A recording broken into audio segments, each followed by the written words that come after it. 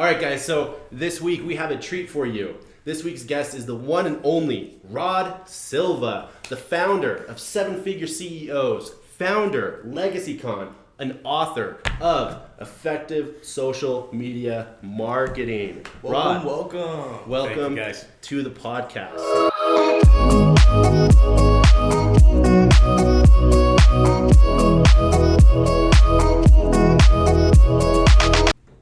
Welcome back to another episode of the Monarch Social Podcast, where we discuss all things digital marketing. In hopes to give you, the viewers at home, some valuable insight into this digital marketing world. Yeah, that's right. So this week is super exciting. But first of all, just like always, how was your week? Morgan, this week has been good. I'll say that this is probably the first week back to reality for me. You've been traveling. Yes, we went to, where did we go? Key West. You went to Key West with Which was your cool. girlfriend? Which was cool. And then this last weekend, we went and did a snowmobile trip through Yellowstone. Yeah, we've been all over. Cool. You headed to the Keys. And then we went to Idaho. Then we went to there. Pocatello to our office yeah. there. That's where we filmed last week's episode. Yes. Then a few days later, you headed up to go snowmobiling. So you're like finally back in the office, back to reality. Yes.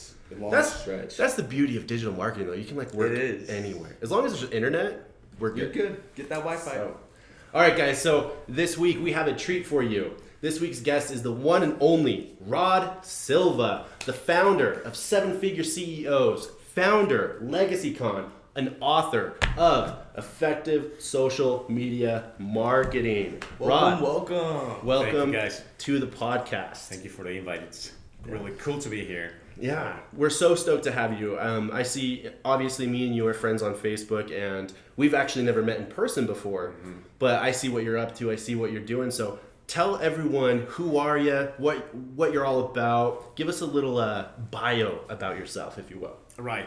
So, right now I'm more into the business coaching and consulting space. I started with digital marketing, trying to run my own agency and just working, different marketing agencies and things like that. After I dropped out from engineering school on the last semester, I was like, you know what? Fuck it. This is not for me. I'm not gonna use this, and my parents were like, dude, it's been 4 years. You can't just drop out. And I'm like, no, I can't. Were you doing? And I will. Yeah, and I will. Were you doing engineering school in Mexico or here in the States? Yeah, so I'm original from Mexico City. I was born and raised, in Mexico City. So I lived there for most of my life, until I was 25, I think. Awesome. And then I was like, well, I wanted to be a rock star. I've been always into music. Music to me, it's everything. I do everything with music. I just need it. It's that part of things. So I was like, I'm going to play guitar. I'm going to be a rock star. I had the dream and stuff like that. And my parents like, no, you're going to start today. You're going to be a bum. So you have to get a real job. Right? Yeah. Classic. It reminds me of the movie Coco. Yeah, the Disney movie. No music. Right? Yeah. And it's like a classic thing, it's just okay, you want to do music. And I think now it's easier because of, the new type of media that we have, how anyone can be an author, can be, a musician, produce their own records, things like that. You don't need a publisher, a label. It's easier than ever to do all these things. Yeah. But back then, and back then I'm talking about 8-10 years ago, it was completely different. You still had to find a label, a publisher, all those things. So I was like, okay, well, I guess I had to do something. And to me, I've always been good in math and sciences and stuff like that. It's been easy. So I was like, well, if I had to go to school and do something, I was choose something that's easy. So right. And I like cars, so I'm like, well, that makes sense. Engineering. So I went to school for automotive engineering. Cool. Wow. And then I realized I don't like building cars. I like buying cars, driving cars, just enjoying them, not designing them or doing all that. I'm like, you just want to feel the power. Yeah. You just want to get on the track and drive. Yeah, pretty much. So I was like, this is not what I was thinking it would be. It's a little different. Yeah. So I was like, it's not that hard, and math and calculus and all that fun stuff. It's just whatever. And then I was like, you know what I actually want to do is I want to cook. Yeah. I want to go to culinary school. Wow. So last semester I started culinary school. At the same time I was, my last semester of engineering school, and my engineering school went on a strike that last semester. And I was like, you have to be fucking kidding me. So it was like for 3 months almost. So they were like, well, you have to retake that semester next year. And I was like, no, I'm in culinary school. You can fuck off. Yeah, I was like, I'm done. So, because this is what I want to do. And, I love cooking and baking and all that stuff. I used to watch this show, the Cake Boss. Yeah. I was like, dude, I want to do that. So I started trying it, right? Yeah. So I'm like, well, I want to make like massive cakes and like all these things, like creativity, And I did a few that was like, pretty cool. But then I was like, yeah, I can't do these like from my home. Like I had tiny oven and it was like. You need like an industrial kitchen. Yeah, you need a full setup to do those. It's crazy. One time I got an order for like 120 cookies. And it's big. And I had a shitty oven. Your one stove. Where I could do like 20 at a time. 20 at a time. Yeah, so it took me like 5 hours to fulfill that order. And I'm like, no, this is not gonna work. Yeah. When was that? How long ago was that? Shit, maybe for like 8 years ago. 8 years ago. Something like that. So this is also in Mexico City. Yeah. Cool. So and from there, a ton of things like happened and things like that. And then it was like, and back then, my parents were involved like in real estate investing and things like that. So I got a notion of that. And there was like an opportunity, so I was like, well, and then I've always had family here in the United States. Like in California, I had an uncle like all over the place, so I would travel back and forth since I was a kid for Christmas and things like that. And for some reason, I never felt like the culture, like everything. Like growing up in Mexico, like it was like a fitting for me. And people say like actually I'm like a Mexican, just because I'm the complete opposite from what you expect from something from Mexico. Like I don't like spicy food. Wow. I can't dance for shit. I gotta get out of here. I don't even listen to music in Spanish. It's that bad. Really? I grew up with 80s music.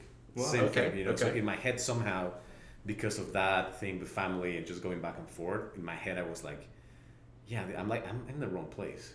How You like don't fit in. this might be like a little controversy thing, but how people is like, yeah, I was born in the wrong body. I was born in the wrong country.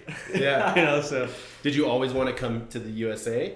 yeah, because of my family. Well, I like traveling and just going back and forth, but I never really thought about that. Some of my uncle, my aunt lived in same thing like in California for a long time, like in the 70s. Yeah. Same thing. My uncle went to the Vietnam War, like all that stuff, and everybody from Mexico. And I was like, well, that's cool. But then until I grew up, I was like, well, actually, I can maybe I can do this because it's not like just like things change and stuff like that. So what I did, I lived in the UK for 3 months, like in a school exchange, like in high school. So that was cool. Wow. That was pretty cool. And sometimes that's where like the type of like British accent sometimes comes in, and I get like some words that got like stuck. And sometimes when I talk to people, it's like, yeah, I have to go to the petrol station, and like, I need to throw away the rubbish and things like that. And they're like, the what? The where? Like I'm like, oh yeah, never mind, the gas and trash and things like that. Yeah. And it's funny, and now I'm like.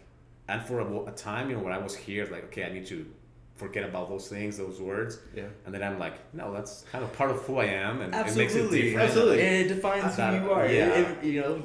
And I being love cultured it. is great. Yeah, I think that's awesome. Like thinking about like a Hispanic with like an English accent, right? I think that's very unique. Yeah. So that's super cool. And then it gets like weird because it gets like combined with like still like some part of like the Hispanic accent combined with that British, but then moving here into like because no one else speaks like that, so you kind of like adapt in a way or like sucking things, and it turns into like some weird Aussie weird new accent.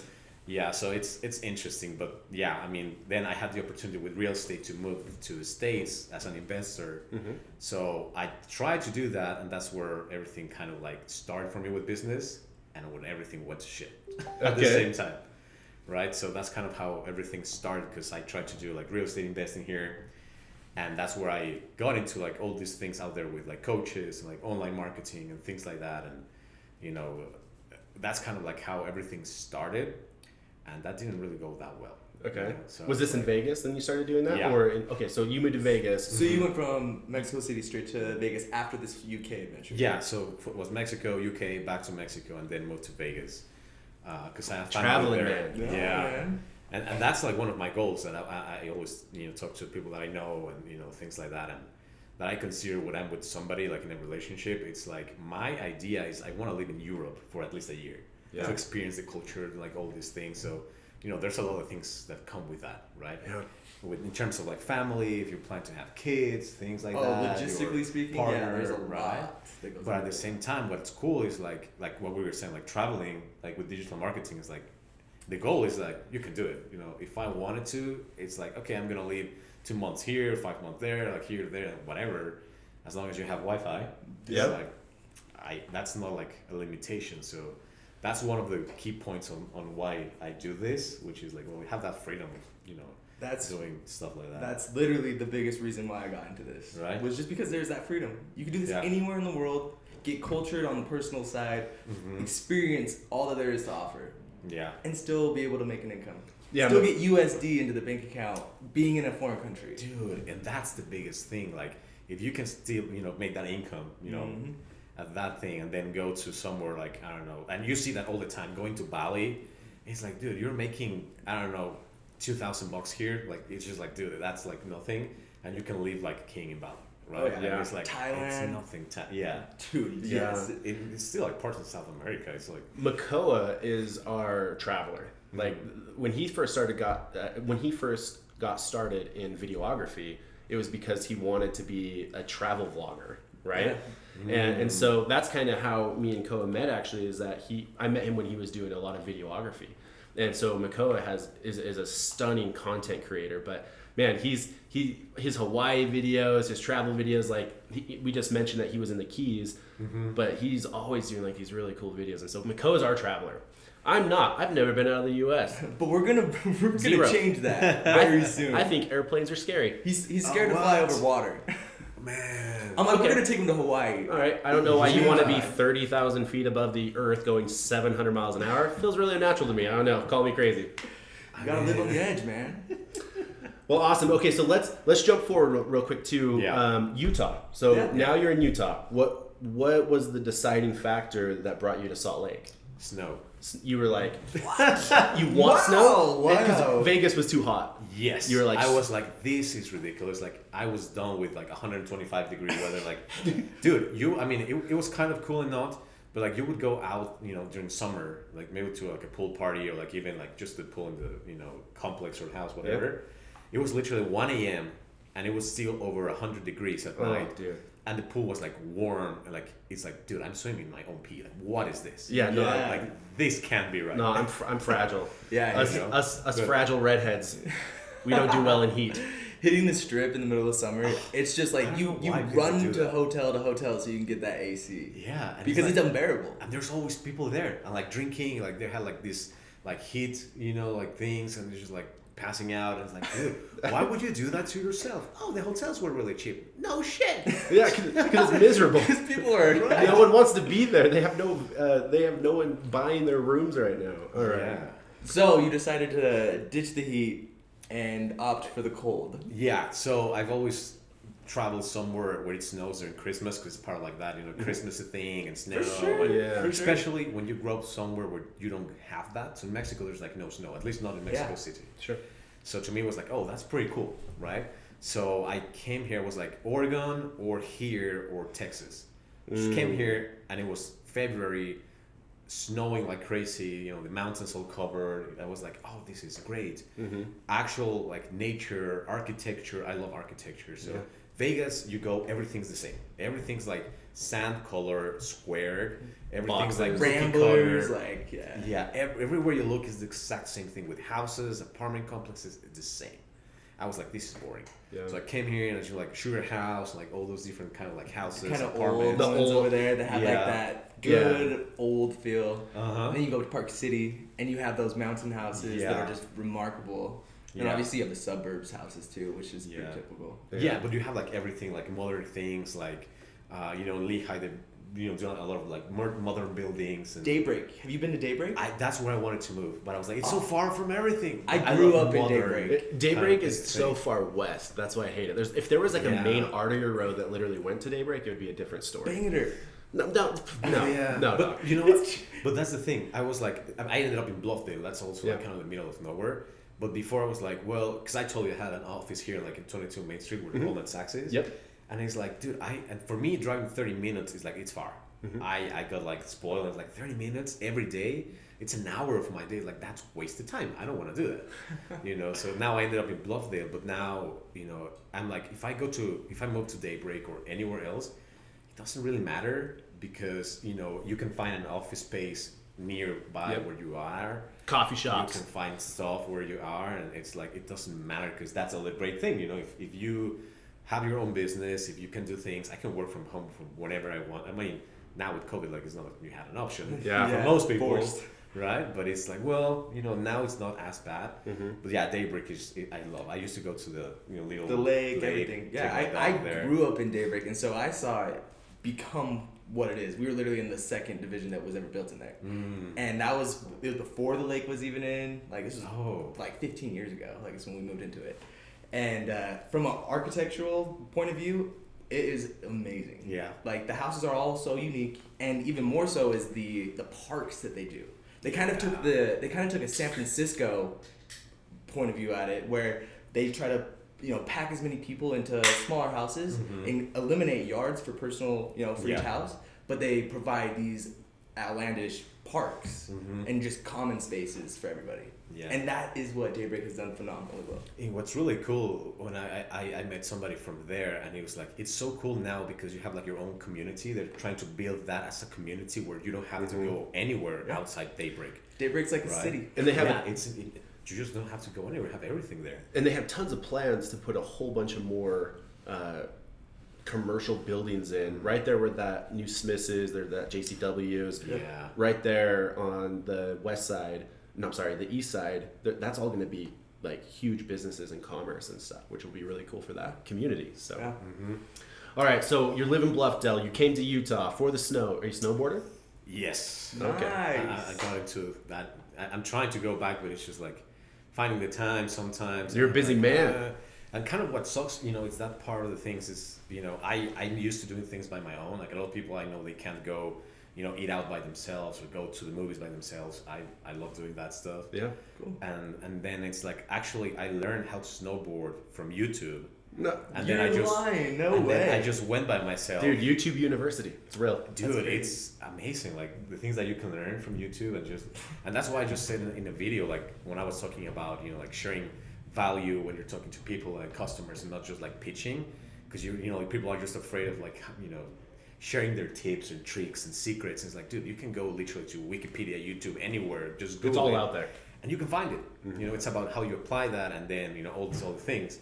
So, going back to that, I was like, yeah, I want to do that. So and that's how I learned 10 years ago or more how to drive, a manual car. Like shit, nice. Same thing. YouTube. And it's like, well, if I was able to do that, I can learn how to snowboard from YouTube. I did. And I spend more time on the ground than actually snowboarding. How it always is. Right, but it was like, and I just went there by myself. There was a point that I was like, I'm gonna die in these mountains. No one's gonna find me. I don't know if I'm gonna make it down. Dude, for real, because I was like, okay, I tried, Bunny Hill, then the next one, and I went up to the biggest one. I was like, well, I'm about to get out of here. I might as well kind of do it. Just go slow. Hit a black diamond just to say you did. Yeah, and it took me so long because I was just like falling, and I was like, this is bad. But yeah, I kind of like got a hold out of that, and now it's like I'm used to that, but it's hard. Sometimes like cool going with someone else. Yeah. It's the best going with other people. But I hate going during weekends because it's so packed. Where do you go? Brighton. B-Town, that's the place. That's where I've always had season passes there. All right, and just going. But it's crowded. It's so crowded on the weekends. Literally hours to get up and down the canyon. Yeah, just to get there. So I have to go either during the week, and usually it's like in the morning, or like I like going at night. It's pretty. Do cool. the night board sessions? Yeah, I like that. See, for me, the night board, I just felt like it's so icy. And maybe it's just because I've been around the snow like my whole life. Yeah. And I'm a little bit picky. Like I'll just go on the bluebird days when it's like the best. Yeah. But it is it's half the crowd, if not even less, when you go night boarding. Yeah, it's pretty cool. So that's kind of awesome. Snow. Awesome. Well, I'm chomping at the bit to get to how did you get started in marketing and what you're currently doing. So you got to Utah, right? And so what was that transition, and what was the moment when you said, hey, I'm going to be a consultant or focus on business or focus on marketing? Was that here in Utah that you decided that? Yes, and the part of like consulting and coaching, it was actually last year. Okay. So, So marketing was first. yeah. So back when I moved to Vegas, Okay. I was like, okay, I'm gonna do like real estate and wholesaling and flipping houses and stuff like that. But back then, honestly, I had like a really poor mentality of like, I hired a coach, I paid 10 grand for like a real estate coach, and I was like, okay. One of the first questions was like, why do you want to do this? Why do you want to get into real estate and do the wholesaling, all that stuff? And I was like, so I want to make money. Okay, why do you want to make money? Well, because I want to be able to do whatever I want. And he was like, well, what else? Like, why do you want to be able, kind of like really dig into that why? And back then I was just like really kind of like even selfish and self-absorbed into like, I just want to be able to do whatever I want because, blah, blah, blah. I don't want to have to work. Yeah, right? It's like, I just want to do whatever. And he was like, no, but you have to have like a reason why, because things are going to get hard, shit's going to happen, and just wanting to make money, wanting to be able to do what you want, it's not going to, drag you out of that, of doing the tough shit, right? Yeah, Absolutely. I totally vibe with that. So I started a company here about 10 years ago.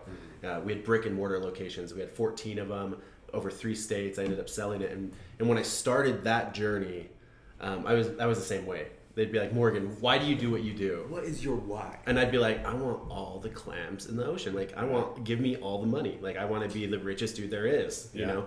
And it's funny because there was a switch that happened even more now than ever, that it wasn't really money based for me.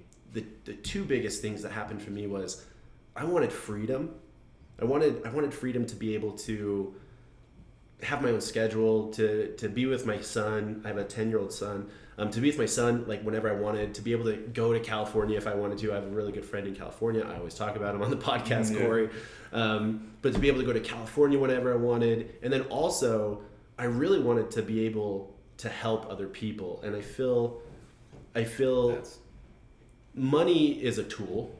And when that comes, I feel like you're more equipped to help other people. And so I really wanted to help other struggling business owners. And so those are kind of like my 2 whys of, yes, at first, Morgan wanted all the money in the world, dude. I was like... And I think that's a given. That's a lot of people. And then most people are like that. And it's weird because like the more that you're in it, the more that you're an entrepreneur, a businessman, you realize, oh, hey, I want freedom and I want to be able to help others.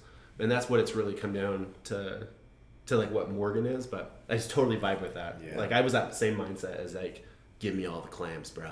Yeah, I think that's how everyone like. I want to literally. stack. I was gonna say, I feel like people get blindsided by once they do have money or they're on that journey to get all of this money. They're like, okay, what's next? Like, dude, now I wanted to stack those bands, baby, just like.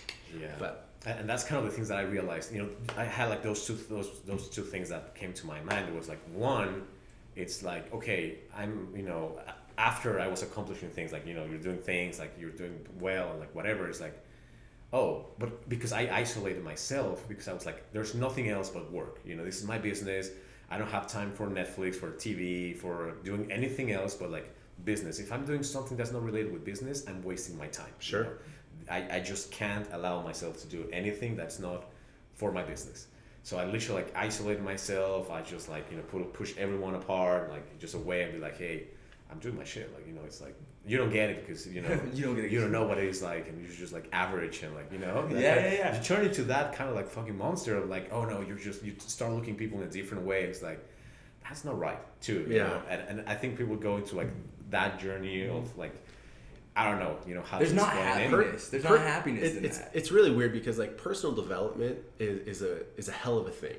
It's very normal to, all of a sudden you start being super disciplined and you start putting these things into practice, which you're learning from like Goggins or fucking Tom Bilyeu or Andy Frisella, and you start putting these into practice. You're like, dang, dude, like I'm on top of my game. Like I'm so disciplined. I wake up, I have a schedule. And then you look at everyone else that are like, dude, I stayed up playing Xbox all night. And you're like, peasant. Yeah, right. Yeah. Freaking noob. And so, but then as you keep going through it, all of a sudden there is that mindset shift that happens where you're like, damn, I just like where you want to give back even more to be like, there's a better way. Let me like help you. And I'm not, I was that dude, Morgan. I was the poster child of like mediocrity. I was like the poster child of like an idiot who was doing nothing with his life, dude. I used to like want to come home, smoke weed, play video games, whatever it was. I gave no shits about applying myself. And then finally, obviously, I am where I am today. But yeah, there was a moment where I was like, okay, I think there's more to life than like, Xbox and Cheerios. But it's weird. There's that mindset shift of wanting to help and realizing, hey, I want to teach people this, and there is a better way, and it's not necessarily better. A light bulb went off. There was a change in me that I want to share with other people. So totally feel that. And there's a lot of things in that part, because sometimes I think, when you're in that journey, you kind of realize, what happened to you, that, that when the light bulb, that aha moment of like, oh shit, I can do something better with this or whatever. It's triggered by something specific, like within you, or where you get into a point in your life where you're ready for it in a way, because I don't know how that fucking works, to be honest, but it just happens. You're just ready for that moment. So looking back to me, to my life, is like, yeah, I would say like, oh no, these people are just doing shit, like average, and like I'm just, so like I honestly, it's like it sucks to even like recognize it, but I would be like, yeah, I'm just like so much better person because I'm doing this for myself and I'm doing something impactful and stuff like that, and then it's like, well, you have to have like that empathy after that and just understand that not everyone's ready to do that, and not everyone wants to do the same thing that you want to do, and that's perfectly fine. Yes. One of the biggest things that I had to realize was happiness looks different for other people, and what makes me happy and what brings me a lot of fulfillment doesn't mean that's the standard for everyone else. Right. And so you can find happiness in so many different ways, and there's so many ways to get there, right? And I had to really learn that, because I'd be like, dude, you just got to do this, this, and this, and you'll feel great. And then people would do that and not feel great. And I'd be like, well, you're doing it wrong. I had to learn that happiness is very different for other people. So what I want to get into is, let's get to that marketing piece. So was it here in Utah, or when would you say was the moment that the marketing started for you, saying, hey, I want to do this digital marketing? When was that? So that's, going back to like the real estate, I always get into like this divergence and ton of soft stories, but that didn't work, right? Because I had the wrong mindset, stuff like that. And then I got into, I clicked another ad. Of course, you have to click that fucking ad. Yes. Right? And it's like, you were targeted. And it's one of those, things, because, like before that, remember how you use, I don't know if it's a thing, but on the radio, it's like, oh, do you want to become a real estate investor? Oh, do you want to learn how to do this or that? We have a free workshop where you can learn, and you can just come. Same thing they do with timeshares and things like that. Oh, yeah. You attend the presentation and they sell you on whatever, right? And they promise you like just a training, blah, blah. So this was how to start your own online business. That's when it was like starting like 5 years ago. So and this is an ad you saw that you clicked on. Okay. I was living in Vegas. So that was like 5 years ago. And that's before webinars. So people were still like doing these live events. Yeah. Right? It was right about when webinars kind of like started to pop up, and they realized that you could do that without allocation. Having to do a whole expo. Yeah. But I went to this thing, and it's like how to create your online business, all that stuff. And I got sold on it. I was like, okay, cool. So like the first package, the first thing you had to do, or like a training, it was like $500. It was like, okay, here, boom. Right? And then you would go to this 2-day training where they would upsell you to like, and it was crazy. I still like tell this story. People are like, no, that's not possible. Like even people have like a limit of like how low you can go. Here's the thing. They were like, okay, it was an MLM. Right? But usually, in MLMs, you have two sides, the product and the recruiting, right? This was like, there's no product. It's all recruiting. That's how you know you're in an MLM. If it's more focused on recruiting, you're in an MLM. I'm just going to put it out there for our people. Yeah, but here's the thing. Like, I think MLMs are good. There's like some good things depending on the product, how you do it, like network marketing. There's like a good part of that, because I was also like in the insurance industry. They're starting to do something different with IMOs, things like that. But this company, here's the problem. They had no product. Because usually you need a product, right? Yeah. They had no product. Their product was how to teach you how to start your own business. But they wouldn't even teach you, because how you start your own business was recruiting other people to pay them. How crazy is that? Scam all over. And you know what's the craziest thing? The owner, because you were like, who would sign up for that? You have to be a bloody moron. I'm like, well, I'm here. You're like, I signed over that 500. I did. And here's the thing. they had like 3 levels of packages of it's like, okay, you can pay us like 16 grand, 30 grand, or 60 grand, and depending on how much you pay us, you're gonna make like 30% commission, but you have to be at that level. So if you want to sell the 60 grand package, you have to first buy it yourself so you can collect the commissions of that. That is absolutely insane. And you know what's even more insane? That they were targeting baby boomers for the most part. Because who the fuck has 60 grand just laying around like, yeah. I have 60 grand, I have a shit ton of time. I'm a baby boomer. Here's take my money. Take my 401k. There you go. I want to start an online business. Dude, long story short, obviously that didn't work. A ton of people lost their money. This guy bought an island in Fiji with a resort. He was making like 8 figures a year. He's got a resort in Costa Rica, but because people were not making any money, because he was like, yeah, we're gonna teach you how to sell and do this. And they're like, oh, do you want to learn how to do and run Facebook ads? It's an extra 10 grand. So it was just madness. Money on money on money. Yeah, it's like you need money to run your ads. You need to pay us to teach you how to run the ads. And and the whole goal was to get people into these meetings to sell the packages, to sell on recruiting. So there was like no real product. It's usually You just kept dumping money in for people saying they're going to do this and that. Get and in. never. So there was really no product, no even like educational. Because now you see how you have like online courses, right? Yeah. Going to teach you how to sell and do outreach on Facebook, how to run ads, how to do whatever, for your business, and then you have maybe like a skill that you can sell, and it's just like the knowledge. But here was just recruiting like crazy. The guy obviously got a lawsuit by the FTC. He got shut down. Like everything got frozen after like 3 years because it was madness. But imagine that, how many people bought into that at that ticket price of 60 grand, that he was making 8 figures a year, bought an island and a full resort in Fiji, the Costa Rica resort. Yeah, that's nuts. Yeah.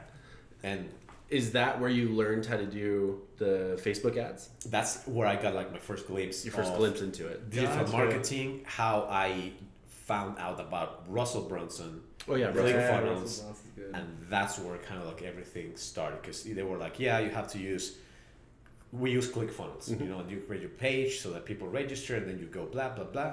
So from there I was like, I registered for ClickFunnels, you start getting their ads, I got the book, and then from there I kind of got hooked into that. So after that I started it was like, okay, this didn't work.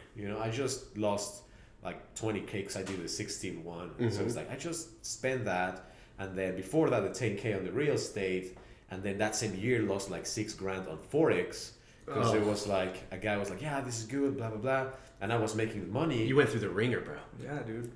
Crazy. School of Hard Knocks, right? You just paid tuition to the School of Hard Knocks, bro. Dude, and I graduated with a PhD. So then you get introduced to ClickFunnels. You get his book. Russell's awesome. So many people have had great success with him and everything. And so that's you're at the bottom. You spend all this money. Now what? What's the next step? What was the next thing for you? From there, I was like, yeah, I don't know if this is working. If this is, what kind of? Because I had no idea. Still, I had no skills really to teach or do something. And what do you sell? Yeah, so exactly. It's like they teach you how to sell something, how to build the online presence, but what's your product, what's your offer, all those things. And so I was like, I have nothing. So I tried, and that's why I tell people and that quote that sometimes it can take 10 years to have that 1 year that's gonna kind of change your life. Yeah. That's literally what happened to me, because during these last 5 years maybe, I think I started 11 different businesses, trying to do 11 different things. I tried to do a mobile car wash thing, a fitness clothing brand. I got certified as a personal trainer, so I was like, well, that's the only thing I can do, work out. Really I might as lifting well, weights. Yeah, so I might, kind of sell my body in a legal way. So I did. I got certified as a personal trainer and nutritionist. And then I got into Harvard Business School for, because I was like, I need to know more about business. So part of a master's in there. And I was like, oh, this was cool. But then I was like, I don't want to do this anymore. More like school. I finished that and went through it. And it's I learned not as much as I would like to compared to real life things. Oh, sure. So it's like, yeah, I learned some things with economics and financial accounting and, you know, like business analytics. And it's like, I can apply like 3 things from there. Yeah. You know, it's like, interesting. And that gives you like, again, that perspective and things of like going to school and to college on some traditional to like real life and what you can apply and, you know, the actual things that are useful, Yeah. I guess. Yeah. Oh yeah. And it depends again, because of course, if you wanted to go to med school, like, yeah, you need I to was fucking just- do that. I was about to say there's some industries that you do have to go to school. Right. Medical is absolutely one. Yeah, for Yeah, sure. and like law school and things that are like, okay, you do need to learn these things. Mm-hmm. But for the most part, when it comes down to business, I would say it makes more sense. And of course, you have to be careful, or you're gonna do something stupid like I did and lose 30 grand in a day in a year. Mm-hmm. But I think like today it makes more sense to like pay a mentor, hire a mentor, or like get that networking or the relationships with people who are actually doing it and doing well in business. Yeah. Than paying like for college, because you know how much, even if it's what like not even like an expensive college, it's like 400,000 the full thing or whatever. But even if it's like 10 grand a year, you can pay the people who are doing it to get like mentored by them, and you will get like way better results, like knowledge. Yeah, than going to college absolutely. when it comes into business. So you started all these companies. You went through it. You went through fitness clothing brands and all this stuff. What was the one that was like, oh shit, that worked? What was the one that like took off? What was the one that was like the life changer? Insurance. Insurance. Life insurance. Insurance. I got Life into insurance. life insurance, and it was like, yeah, I want to do this, blah blah blah, because I had that background on marketing, right? Yep. And the problem with like the insurance industry is like leads, like generating like those leads that are I have so many. quality, Yep, I have so many people that are saying that to me right now. right? And it's an issue, and when you are in these like companies, they sell you the leads, but they're like, oh well, we have 50-cent leads and like $50 leads. Which ones do you want? Yeah. And they're like, well, I don't know. He's like, well, I recommend that you get like the cheapest one, so you can like like practice and the sales pitch and like all that stuff, the scripts and whatever.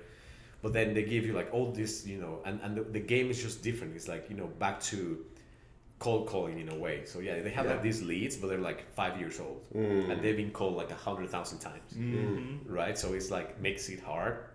And then the quality leads, like 50 ones, they're still not like private in a way. So yeah, they're more recent, but you still have more people talking to them, right? So I was like, I'm pretty sure I can figure out something here. So I started like running campaigns to like generate leads, on my own. On Facebook. Yeah, Okay. yeah, like Facebook ads. And I was like, oh, this is working. So then I was like posting in groups and things like that. Hey, I'm doing this. If someone wants to buy leads, I was like, I will sell you leads. Yeah. So you started selling leads? Because I was doing like that. So before that in Vegas, I was working in marketing agency. I skipped that part. That's kind of how I learned a few things, all like with marketing. But we were doing, back then, like 4 years ago, how like the bots on Instagram were like the thing, where they would follow people, follow Like them, their or like pictures. leave some comments that didn't make any sense, and people would get pissed. And that's how like right now my account's like 60,000 followers. And I have like no engagement, because even though there's real people, they have no idea that I'm there. Absolutely. Right? And now I'm like, shit, I should start like another account, because I feel like this hurts more than what it benefits. Like people see like, oh, he's got 60,000 followers. Oh, he got 30 likes, 50 likes. It's like, fake account. Right? And it's like, Red oh. flags. The crazy thing is back in the day, like that was the norm. It was social proofing and now that things have changed and the algorithms changed, like well, Instagram put a hard no on that. they Like, put up, yeah. They blocked those out. You can't have any bots on Instagram. Yeah, so no, we totally feel you. There's accounts out there that are like real legit accounts, but like engagement's dead because of old practices. Like we get that. Yeah, and that's the thing with like marketing, like how fast it evolves. That's the other thing. Like you have to be on top of like, even the algorithm. With Instagram before, it was like, yeah, how many followers do you have? And then it was like, okay, how much engagement with likes do you have? Yep. The values that they assign to each thing, like likes, comments. And now last time I checked, I think what it's like the heaviest thing, or like gives you like more value or whatever on the algorithm, I think it's like when they save the posts. And they bookmark it, yeah. Yeah, and when they like share it to the stories. Like right now the stories has like the heaviest thing. Yep. And it's like, okay, bookmarks, share to stories, then comes the comments, then the likes. Yep. And that's it. Like, and follows, I don't think even matters anymore. It's like, and you're like, well, people are so, still like focused on, I'm getting so many likes. Yeah, no one cares. Yeah. Yeah, they've even hidden likes. Yeah, they changed that. Like It's just a lot of new accounts, you can't see how many people Yeah. liked anything. Yeah, you won't see a total number. So you started doing this for Facebook, generating these like leads for on insurance. insurance. And how long ago was that? That was the beginning of last year, 2020. Awesome. Nice. So, Nice. and what happened was like kind of like interesting because I was like, probably I did like on the Facebook, groups and like talking to people and do like webinars and like implementing what I learned from like all these things. I also got coaching by Sam Obens. I don't know if you've probably Sam seen his Obens, ads. yeah. It's just like everywhere. So I got coached with him and his programs, and it was like, because that's the other thing. I tried to do life coaching. I got certified as a life coach. Like I'm not kidding. When I say 11 businesses, it's like I did a shit ton of stuff. I have certifications. You put your net out there. Everything You're like, I'm that you figuring can this out. imagine. Like, It's I'm going to like- figure out which one pops off and I'm going to go for for it. real. Like it's like I have like that. It's a good I did strategy. The Harvard thing, life coaching, NLP, the personal training, nutrition. It was like, okay. So when I was coaching with Sam, it was like, okay, I'm gonna do life coaching because I went through like a pretty bad like breakup in a relationship. So I was like, oh, I'm fucked. So I need help. Oh, I'm an entrepreneur. I'm gonna do like self-help. I can fix myself, right? Yeah. So I got certified as a life coach, and then that kind of helped me go through like my own shit. I was like, well, now I can help people. Because going back to that, that's what I realized, and when everything changed in my mindset of like, what gives me like the purpose and like, there's no other satisfaction to me than helping people and making that impact, and like making sure that I feel like a lot of people feel like they take like they're alive and like for granted, like their lives for granted. Sure. And to me, it's like when I'm able to see somebody, they're like, oh, like you helped me do this and that. It's not more of like an ego thing, but it's like fulfilling that purpose. I'm making an impact, a difference. Like I'm not here just like occupying space in the world, Right. just whatever. Yeah. And then like making money is kind of like the bonus. What I would say, like my goal is to help, and then when you do that, like money just comes along. It comes, right? So what's the story for the 7-figure CEOs? So you started the generating leads beginning of last year, and then where did the 7-figure CEOs come in? So that was almost at the end, and how that Last year? happened. Yeah. Okay. And how that happened is I was doing insurance, and I did like this. That's why I kind of like brought up like the webinar because I was coaching with Sam and that was working. So I run the webinar and I got a few clients on insurance. And it was like, okay, we want you to like generate leads like from the like agency, and like literally like overnight, I was like, okay, they just like paid me like kind of like 5-10 grand, something like that. I was like, oh shit, like, in a week I was like, well, that worked. That works. was Cool. sweet. Like, yeah, I don't mind a 10G, Right? But at paycheck. the same time, I got an email from like Indeed or something like that. It's like, hey, this company, we're looking for like a marketing director, whatever. Like you could be a good fit. And I was like, yeah, whatever. I applied just because of Yeah, I was to like, see where it goes. Whatever. And they were like, oh yeah, you're exactly what we're looking for. Because they were like, yeah, we need somebody that's good like with ClickFunnels. Like they were like, talking like my language. I'm like, oh yeah, went to the interview, and they're like, well, when can you start? And I'm like, I don't know, tomorrow. And they're like, okay, you're hired. We're going to Vegas like tomorrow for like a thing at one of their events. So I got hired by this company, and I was like, well, I can't do both because it was like a full-time thing. So I was like, it was kind of like a startup. So I was like, there's probably like more future to grow and do things, and with a team, like all these things with the company, than keep doing things like on my own. So I shut down like the insurance part of like generating leads. I refunded those clients because like, I just don't have the time anymore. I got this other opportunity. Here's your money back. Like, good luck. Yeah. And I started working for this company, and like for around 8 months. But then, things didn't really work out. Like we were going different directions, kind of like the culture in there, a lot of things that's a problem. And that's my other problem that I've always had with, I have never been able to have like a job where, cause, like a normal job because of that, like a difference of how to do things and constantly trying to improve things. And, most people are just not into that in companies. So it came to a point where it was like, it wasn't working for either of us. And we was like, hey, we're gone. And that's when I was like, okay, I have to go back to my stuff. Like that last month that I was working there, and that's when I wrote my book, Effective Social Media Marketing. Awesome. And how it started. I hired another business coach to help me do more of like the like organic outreach and like different techniques and business strategies around digital marketing. And same thing, like that's the thing that I've noticed, like every time that I hired or pay somebody that knows what they're doing to learn something different, I get like results like boom, just like that, good. you know. So same thing happened there, and it was like, okay, I hired this guy with his business, same thing, he's done I think like in 3 years like 25 million from it. And he's like, okay, I think there's something I can learn from this guy. Yeah, you know? absolutely. And probably you've seen his ads too, like Tanner Chilister. It sounds familiar. I'm not sure if I've seen his. I know Sam Ovens. I know most of the guys, but I don't know. Yeah. If I see his face, I probably would know. Yeah, and probably we're talking about I'm in the him, same so space. it's gonna pop up at some point. Right. One of those things. I'm gonna be on Facebook now and see him right after Like, you leave. oh, Tanner, yeah, we're Hey, talking about Tanner. him. So with this book, let's talk about this book. When did you write this? When did you release it? So that was last year, by the end of last year, like November, Okay. I think. That's when I published it. And it was like, you know, it started with like, okay, I'm just going to do like a basic lead magnet, you know, Yeah. just an ebook, nothing too crazy. Because I started writing another book that I'm still working on it. That's called The 10 Commandments of Success. I started writing that 3 years ago when I kind of like got more into that. And then I realized like, I can't write that book yet because I'm not there yet. I don't have what I want to put into this book yet that I can say like, hey, I'm successful with what I'm doing to be able to put it into a book. So that's been something that's been taking me longer. But with this, I was like, I want to do something that was like just, you know, like a lead magnet. And it turned into a book that originally was just one of the 3 chapters that's there. And then I was like, well, I'm gonna add something else, you know. And then I did like another lead magnet for insurance that is one of those chapters. So I adapted that part, which is actually Facebook ads.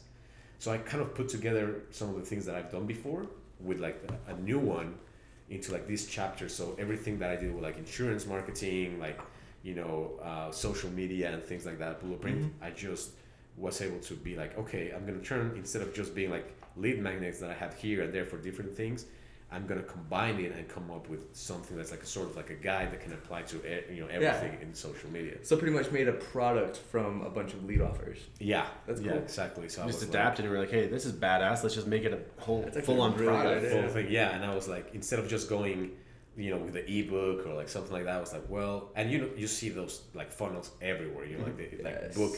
Oh yeah. And Yep, PDF it works. downloads. Yeah. Yeah, and that works because that's what we were doing, and that's why what I implemented with this company that I was working for. The CEO had his book that he wrote, and he's like, dude, why are you not promoting this? I'm like, well, I don't know. And so I created like that funnel for that book, and that brought in like so much business that I was like, this works. Yeah, you know? yeah. So if I know how to do that, I have these things that I've been put together.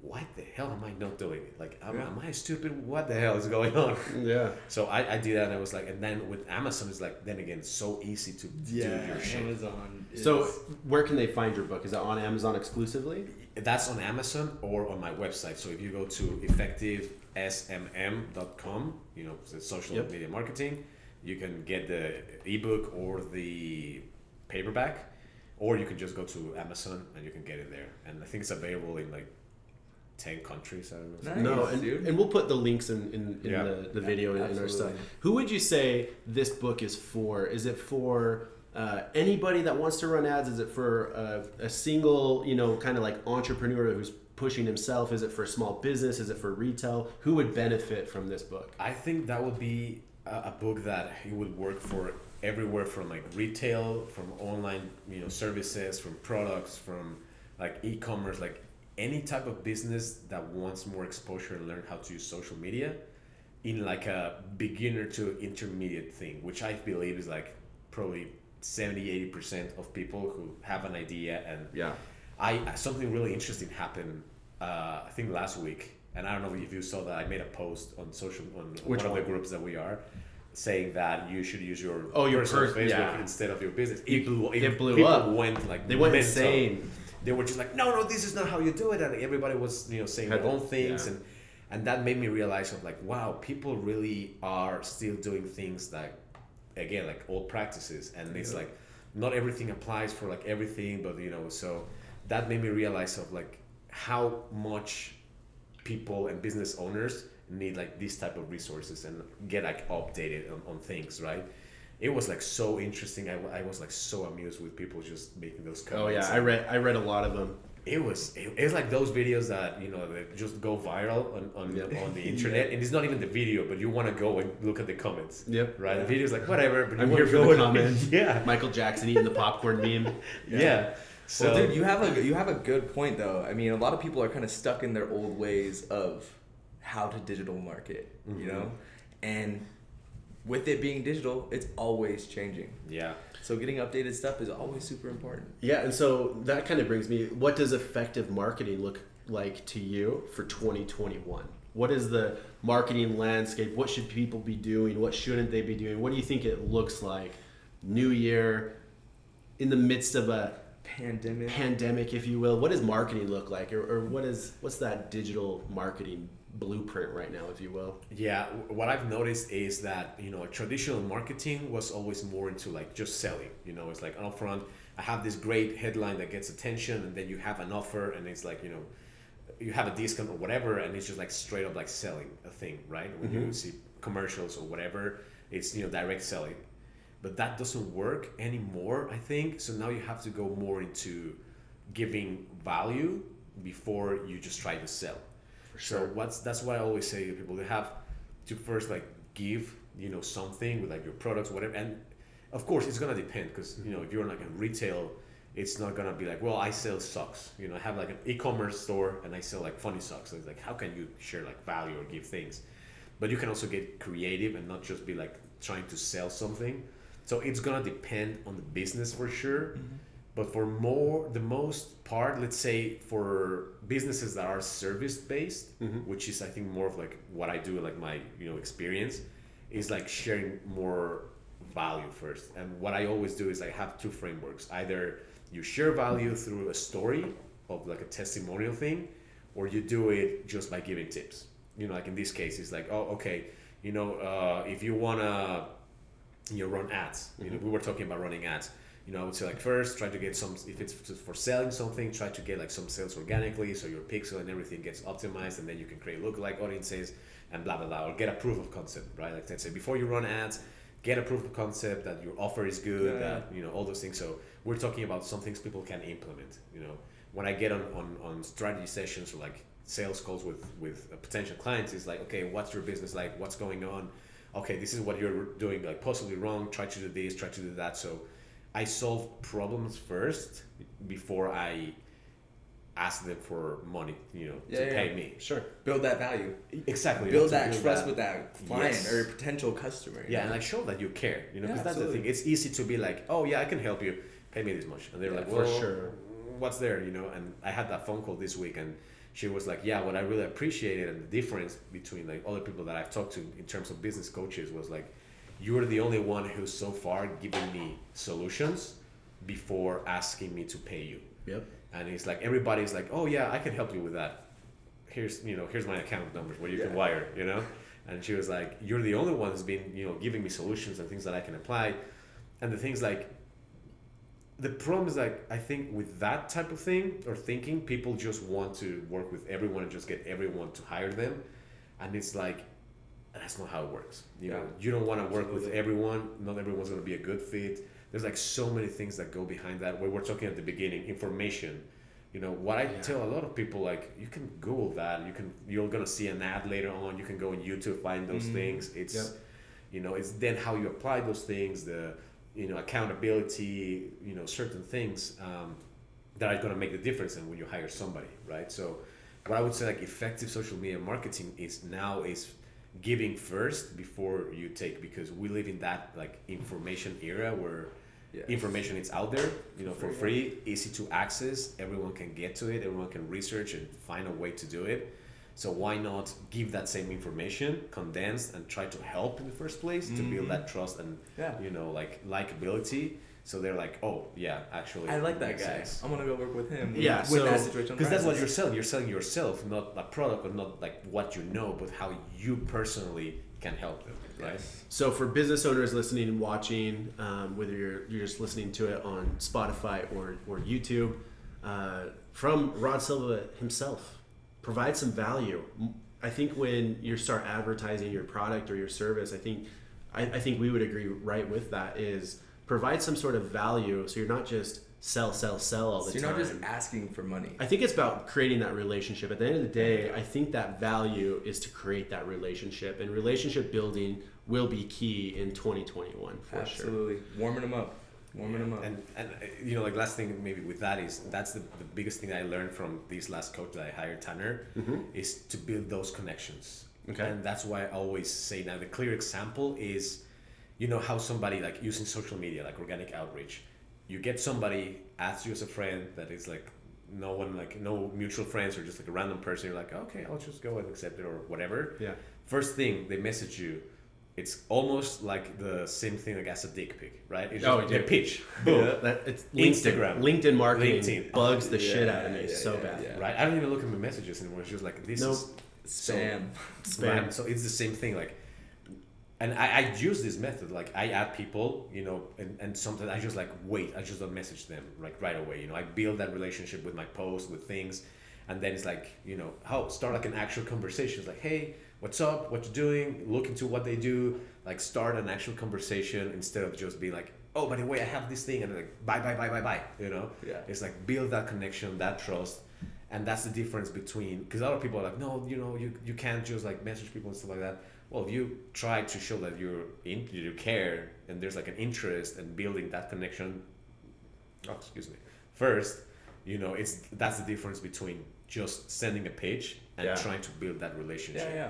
So- Shows you as a real person, Exactly. not just some copy and paste. Yes. So one last question for you before we wrap things up here is for the businesses or the business owners listening, the entrepreneurs, they might own a retail location or whatever, the business owners that aren't doing marketing right now.